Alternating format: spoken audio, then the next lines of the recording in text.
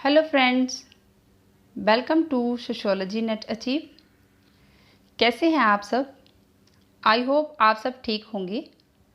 So friends, अगर आपने मेरे चैनल को सब्सक्राइब नहीं किया है, आप चैनल को सब्सक्राइब कर लें और बेल आइकन का बटन भी ज़रूर दबाएं ताकि जब भी मैं वीडियो अपलोड करूं आपको नोटिफिकेशन मिल जाए।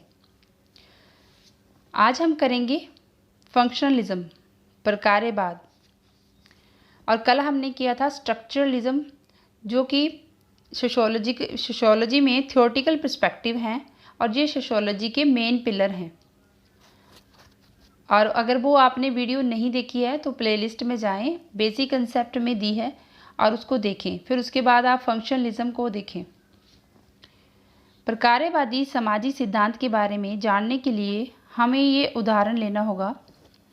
जिस तरह शरीर का एक भाग दूसरे अंग से और अगली प्रक्रिया में परोक्ष रूप से शरीर के अन्य अंगों से जुड़ा होता है, परस्पर जुड़ने की यह प्रक्रिया ही प्रकार्यवाद है और यह पूरी प्रक्रिया कार्य कारण संबंध पर आधारित है। अर्थात प्रकार्यवाद समाज के एक भाग को दूसरे भागों के साथ रख के एज ए होल सोसाइटी देखता है। प्रकार्यवाद वैसे ही है जैसे कि एक मशीन है, मशीन के अलग अलग पुर्जे अलग अलग काम के लिए प्रयोग होते हैं और वो सारे ही पुर्जे जब तक उस मशीन में यूनिटी की तरह है तो मशीन अच्छे से वर्क करती है। उनकी जो यूनिटी है वो ही एक सिस्टम को बनाए रखती है। और वैसे ही प्रकार्यवाद है समाज में, हम एज ए होल सोसाइटी देखते हैं। प्रकार्यवाद सोसाइटी को ऐसे देखते हैं कि जैसे समाज में जो भी डिफरेंट अपने अपने विभिन्न इकाइयाँ हैं वो अपना अपने वर्क फील्ड में अच्छा वर्क कर रही हैं, अच्छे से सर्वाइव कर रही हैं, तो समाज की व्यवस्था को भी बनाए रख रही हैं। और समाज की व्यवस्था को बनाए रखने के लिए हमें मूलभूत आवश्यकताओं की ज़रूरत होती है। अगर वो पूरी नहीं होंगी तो हम समाज की व्यवस्था को बनाए नहीं रख सकते। यदि मनुष्य के शरीर को जीवित रहना है तो उसे हवा, पानी, वायु और ऊर्जा की ज़रूरत होगी और उसे बाहरी खतरों से भी सुरक्षा चाहिए होगी। वैसे ही प्रकार्यवादी व्यवस्था को भी बनाए रखने के लिए जो बुनियादी ज़रूरतें हैं उन्हें हमें पूरा करना होता है। वो अगर पूरी नहीं होती हैं तो समाज में व्यवस्था व्यवस्थित नहीं होगी। प्रकार्यवाद की शुरुआत में ये जैविकीय प्रकार्यवाद से हुआ है। प्राकृतिक विज्ञानों में जब जैविकीय विज्ञान का विकास हुआ तो कुछ समाज वैज्ञानिक ने जैविकीय साम्यवाद ऑर्गेनिज्म को भी समाजशास्त्री सिद्धांतों में लागू किया। हर्बर्ट स्पेंसर ने ऑर्गेनिक एनालॉजी दिया। ऑर्गेनिक एनालॉजी, ठीक है। ये कहते हैं कि बॉडी के जो ऑर्गन्स हैं वो सारे ऑर्गन मिलके अपने अपना वर्क करते हैं, काम करते हैं, तो बॉडी सरवाइव करती है। और वैसे ही अगस्ट कॉम्टे ने समाजशास्त्र में साम्यवाद को अपनाया है। उनका कहना है कि जैसे हर्बर्ट स्पेंसर ने ये कहा कि बॉडी के डिफरेंट ऑर्गन्स मिलके जो वर्क करते हैं तो बॉडी सरवाइव करती है, वैसे ही सोसाइटी सरवाइव करती है। सोसाइटी के जो ऑर्गन्स हैं वो institutions, customs, norms and traditions etcetera, ये सारे जब अपने आधार पे अच्छे से वर्क कर रही हैं तो सोसाइटी भी अच्छे से वर्क कर रही है।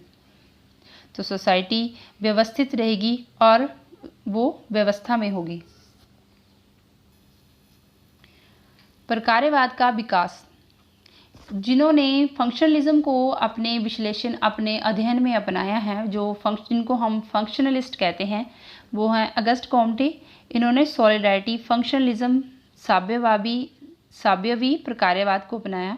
इनका कहना है कि जैसे एक मशीन के पुर्जे यूनिटी में रह के काम करते हैं, वैसे ही सोसाइटी की विभिन्न इकाइयाँ इकट्ठे मिलके अपना वर्क करती हैं और वो समाज को व्यवस्थित रखती हैं।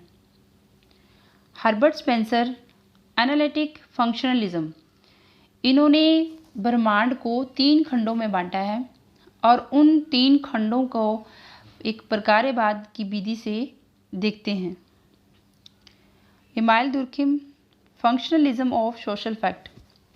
इमाइल दुर्खिम ने तथ्यों का प्रकार्यवाद के रूप में अध्ययन किया है।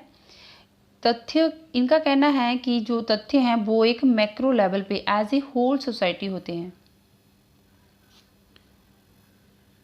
टालकट पार्सन्स एक ऐसे व्यक्ति हैं जिन्होंने स्ट्रक्चर फंक्शनलिज्म को अपनाया है और इनको स्ट्रक्चर फंक्शनलिस्ट कहते हैं।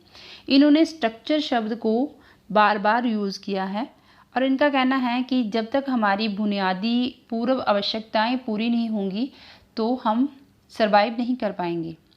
जैसे कि इंसान को ज़िंदा रहने के लिए जो ज़रूरतें चाहिए, पानी, वायु, ऊर्जा, वैसे ही सोसाइटी को भी अपनी मूलभूत आवश्यकताएं पूरी करनी होंगी। उसके लिए उन्होंने एजिल मॉडल दिया था। ठीक है, इसी में उन्होंने बताया कि हमें एकीकरण में रहना है, एकीकरण से ही सोसाइटी सरवाइव कर सकती है। रॉबर्ट मर्टन, इनका प्रकार्य व्यवस्था को बनाए रखने के लिए इन्होंने कहा कि अनुकूलन आवश्यक है, अनुकूलन और एडजस्टमेंट। इन्होंने प्रकार्यवाद में कुछ मॉडिफिकेशन की हैं और क्रिटिसाइज़ भी किया है।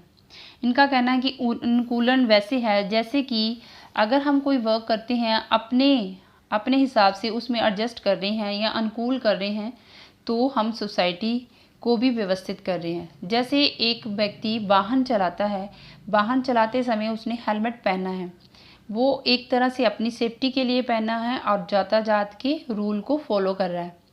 इस तरह से वो एक पूरे यातायात के सिस्टम को व्यवस्थित कर रहा है, तो जिससे समाज की व्यवस्था को बनाए रखा जा सकता है। सामाजिक मानव शास्त्र और प्रकार्यवाद, इसमें रेडक्लिफ ब्राउन और मेलिनोवस्की, इन्होंने मानव शास्त्र का जो अध्ययन किया है उसमें प्रकार्यवाद को अपनाया है। प्रकार्यवाद की विधि से मानव शास्त्र का अध्ययन किया है। सो फ्रेंड्स, आज हमने किया है फंक्शनलिज्म। फंक्शनलिज्म में हमने ये समझा कि फंक्शनलिज्म बिल्कुल वैसे ही है, एक एज ए होल सोसाइटी को देखा जाता है कि सोसाइटी के जो विभिन्न इकाइयां हैं वो कैसे परस्पर एक दूसरे के साथ जुड़ी हैं और अपना कार्य कर रही हैं, जो कि समाज की व्यवस्था को बनाए रखने के लिए सहायक हैं। सो फ्रेंड्स, अगर आपको ये वीडियो पसंद आए आप इसे लाइक और शेयर और सब्सक्राइब करें मेरे चैनल को। एंड वीडियो देखने के लिए थैंक यू।